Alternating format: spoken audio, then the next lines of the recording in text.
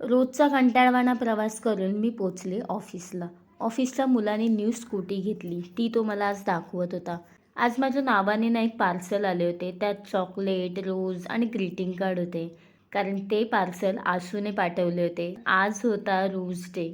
खरं तर Valentine day सोडला तर आम्ही हे टेडी, चॉकलेट, रोज कधी सेलिब्रेटच करत नाही. त्यामुळे हे सरप्राईज माझ्यासाठी खूप अनएक्सपेक्टेड होतं आणि या सगळ्यांमध्ये सानिकाची पण त्याला हेल्प झाली. कारण न्यू ऑफिस असल्यामुळे त्याच्याकडे काही ॲड्रेस वगैरे नव्हताच.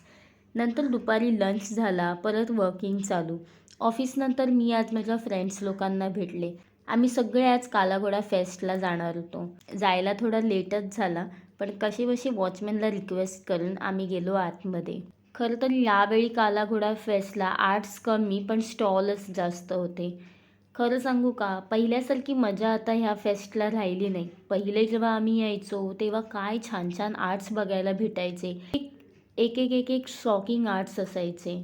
पण ह्यावेळी खूप जरा सिम्पल आणि नॉर्मल होते.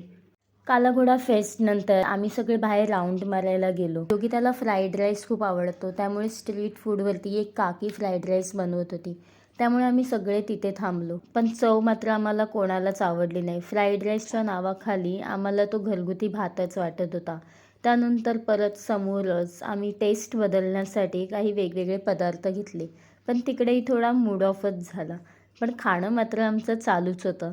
त्यानंतर आम्ही सगळे गेलो योगिताच्या घरी. योगिताने छान मॅगी बनवली, तेव्हा कुठेतरी मन भरलं. छान मॅगी खाल्ली, गप्पा गोष्टी केल्या आणि त्यानंतर गेलो आपापल्या घरी. तर असा होता माझा आजचा दिवस. Bye bye.